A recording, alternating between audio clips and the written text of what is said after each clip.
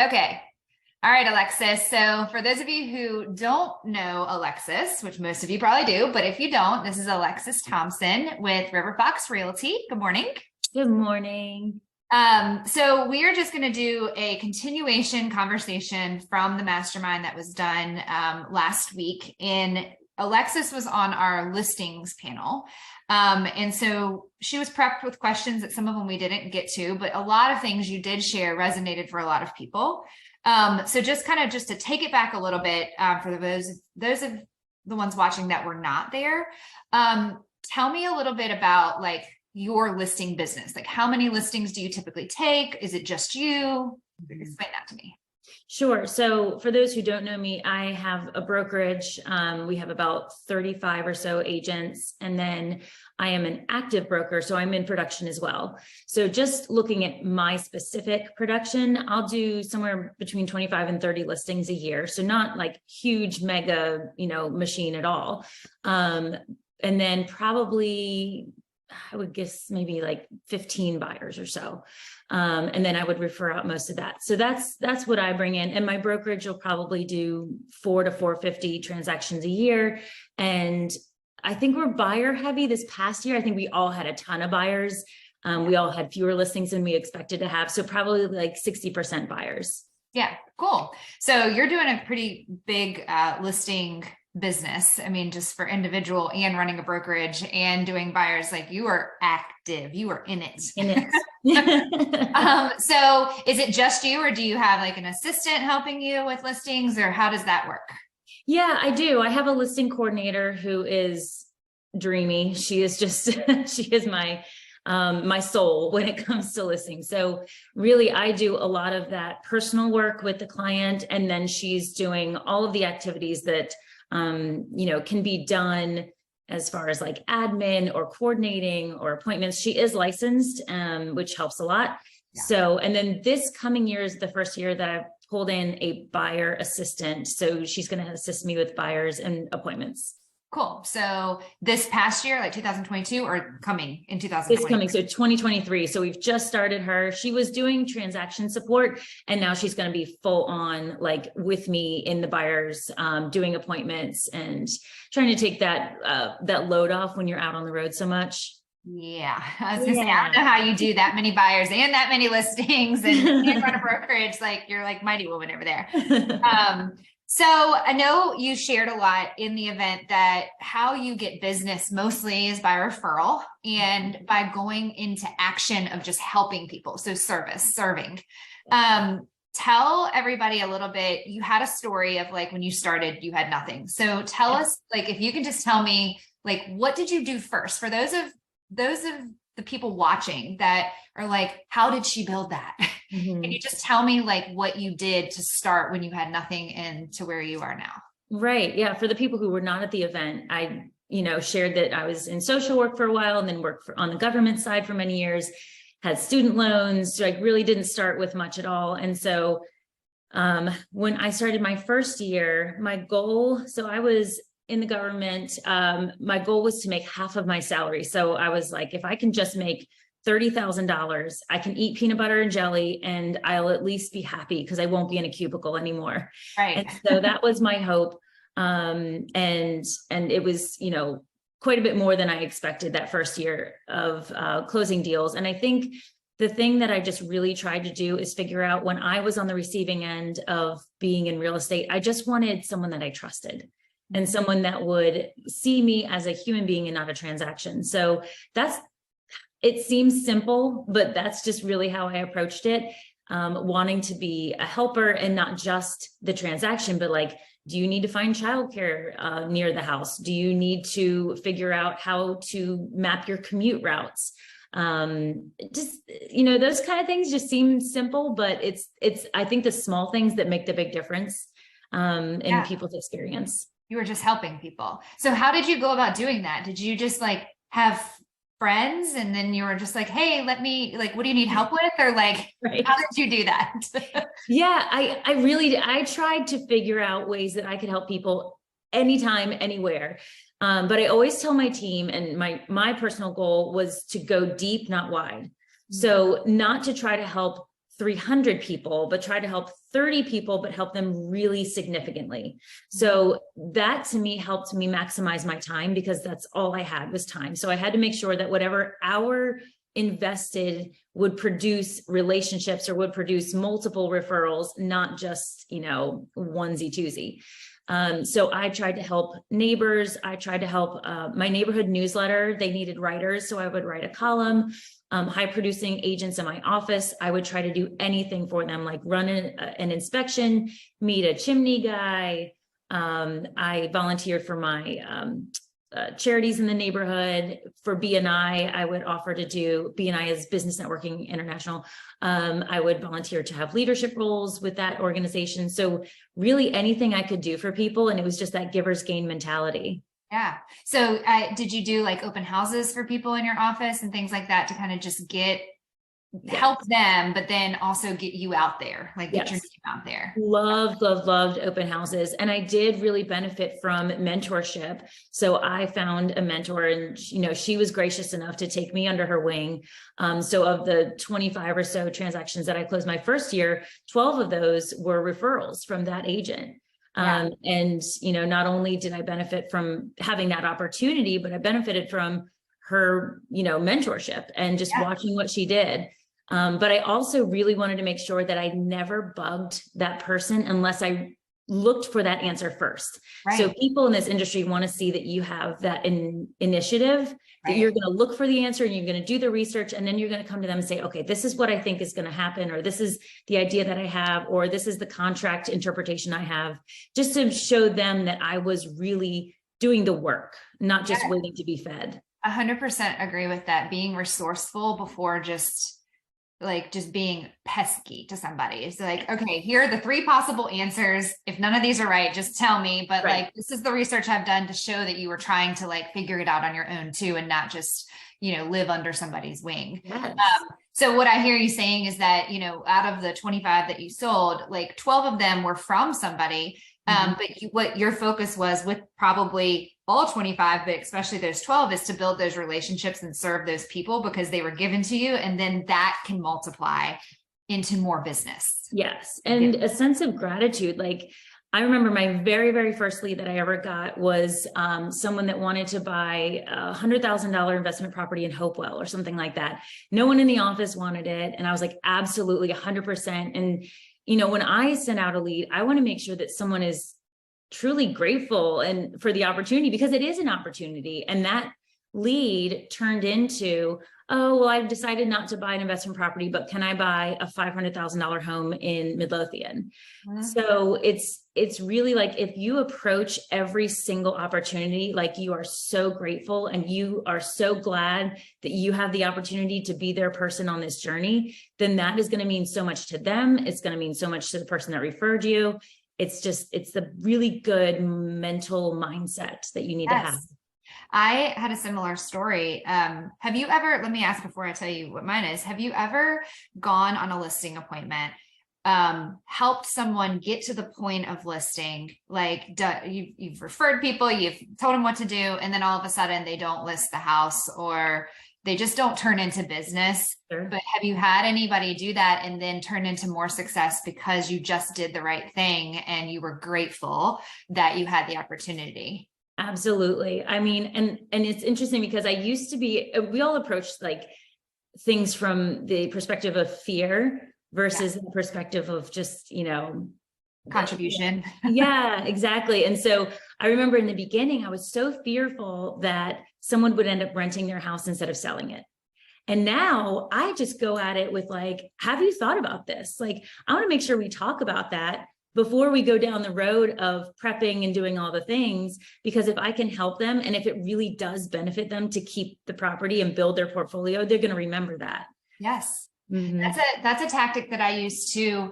If a house has been sitting years ago, when houses sat for a long time, eventually in the process, after the painstaking of it just sitting and, no showings or no offers or whatever, I actually had conversations of okay, let's take a step back here.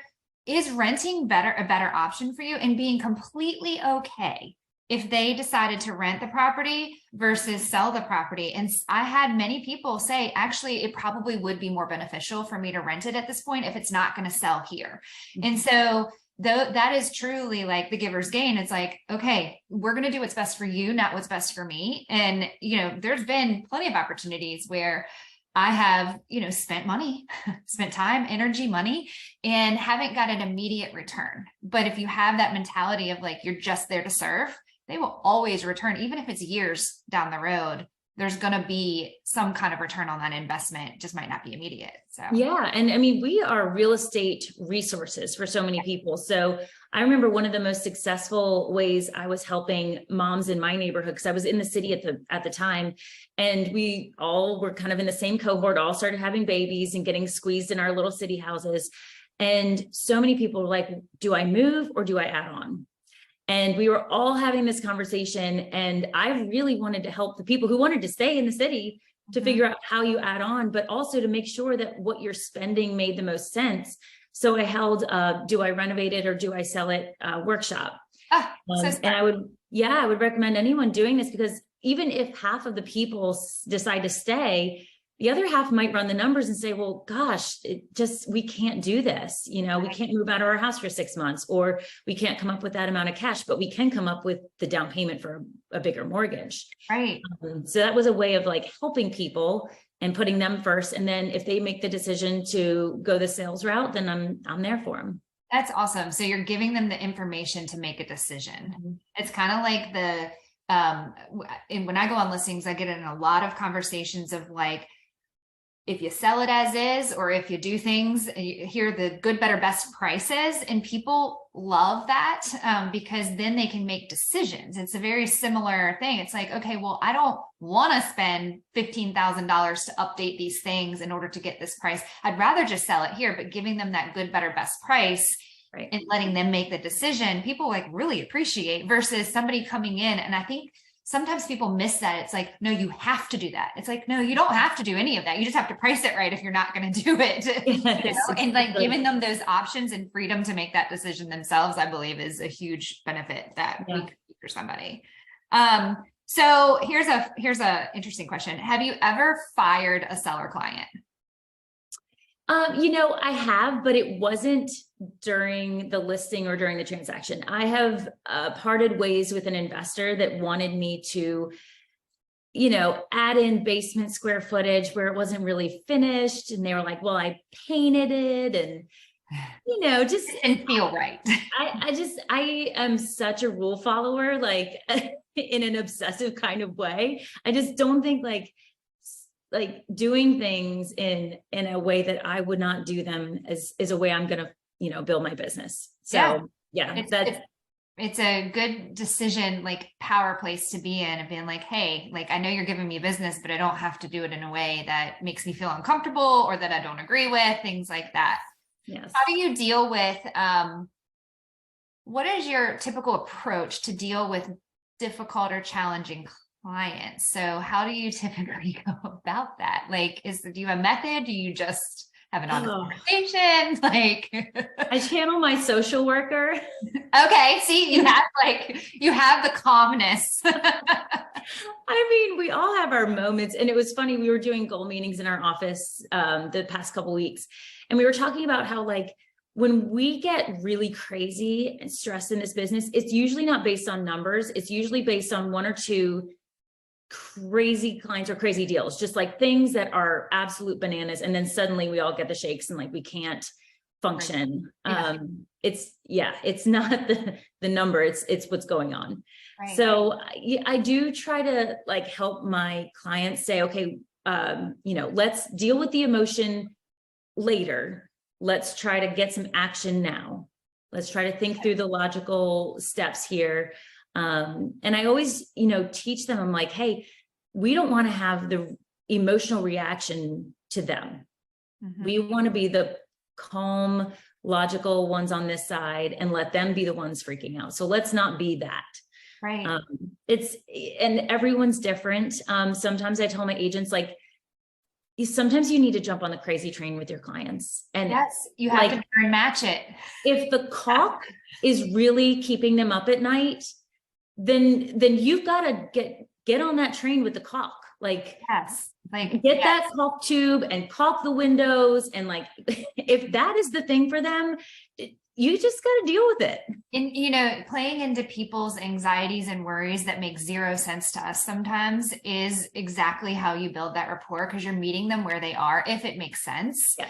I always say to be that emotional sponge as the agent, which can be super difficult too, because you are holding on to crazy over here, crazy over there, and you're like this, that's why I think self-care for real estate agents is so important, because you literally take it all in, and you have to manage all of these anxieties and worries and panic and anger and, people needing to win. And we're in this middle ground trying to make everyone calm or meeting them in their anxiety, because that's what they need in that moment. And I think your history and social work probably is super valuable in that. I always say that people in this business, if they were a teacher, a counselor, something like that, any of those careers are the best, because they're trained already to deal with that, Yes. So what are you doing to prepare yourself for 2023 with your listing business? Are you doing anything different? Are you doing any new approaches to get people to sell their home, or are you just continuing to serve? What do you have any plans to cultivate a good listing business when a market could potentially be a little different than what it has been the past couple of years? Yes and no. I think that I am not the best example of systems and organization. I react very well, and I can move at the speed of light when people need me to. But as far as saying, okay, here's our year and here's our budget for marketing, that is something that I have struggled with. And I'm, in the business 8 years. Is that right? 8 years now. And so I'm finally getting to that point now where I can see different marketing tools that I've used, the return on investment, the success or not success of them. And so what we're trying to do now is just plan it all out and get ahead of it. Yeah. So that there's no question as to whether or not, does it happen, or if it is going to happen, how does it happen? Who has the responsibility?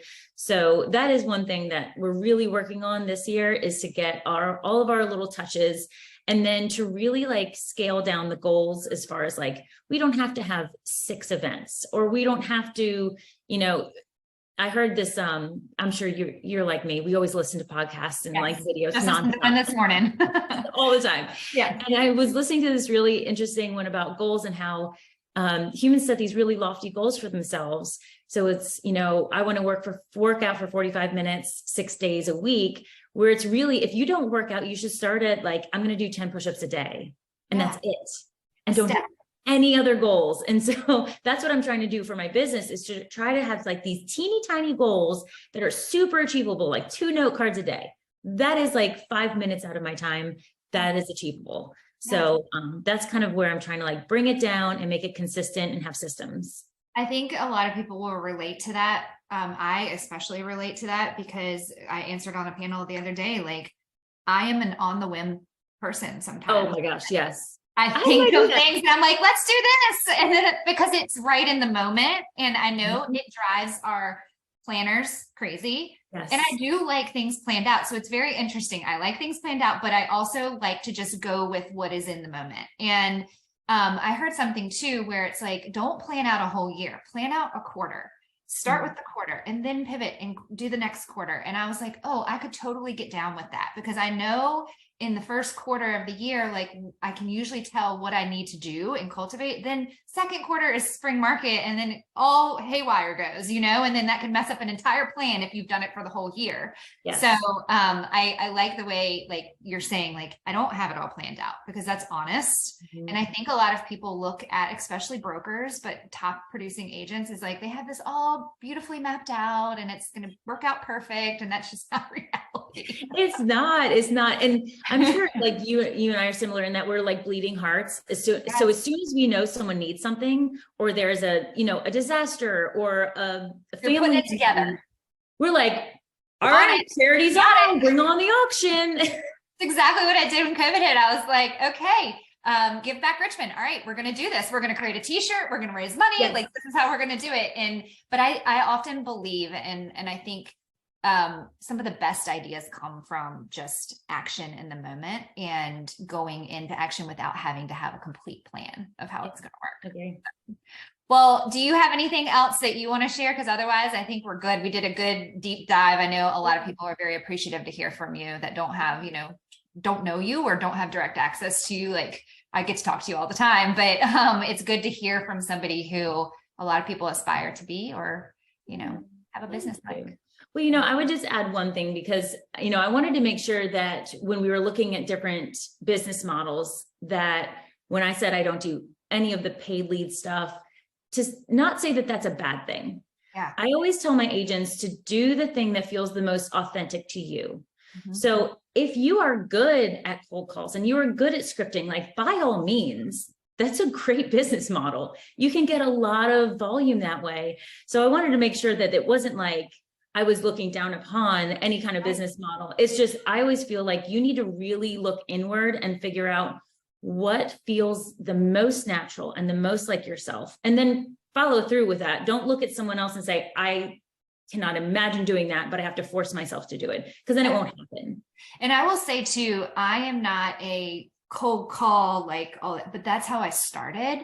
And I have the service heart. So what I did is, it was a challenge to me that if I had to do the cold calls, and I called expired listings, so that was fun, but I went into it with the mindset that you just said that you do, of serving. How can I help this person who has a pain of not selling their house? And so that made it just, the expired list gave me people to call to serve. And so then I just started serving, and then I got listings from expired listings. So when I say I called expireds, it wasn't like I did this, hard, and then some of it was very hard and I got hung up on and all the things, but the people that I was able to touch in that expired prospecting, I made a difference with, and that served my heart, and then I was able to create relationships from there. But then I quickly abandoned expired because I then built a referral-based business from those people. But those are my first listings. Yeah, that's a beautiful blend. I love that. Yeah, you can, I think there's so many different ways to skin the cat, so. Yeah. Well, thank you so much for your time. Absolutely. And if anybody has any questions, or give Alexis a follow on everything, and River Fox Realty. They're amazing people. I loved your thing the other day about the breakfast and the shocking clause. It was so fun. Oh, is that what you call it? A shocking clause? I love that. That's amazing. But if anybody has any questions, I'm sure Alexis would be happy to chat. And absolutely. So, all right. Well, thank you so much. Absolutely. Bye. Bye.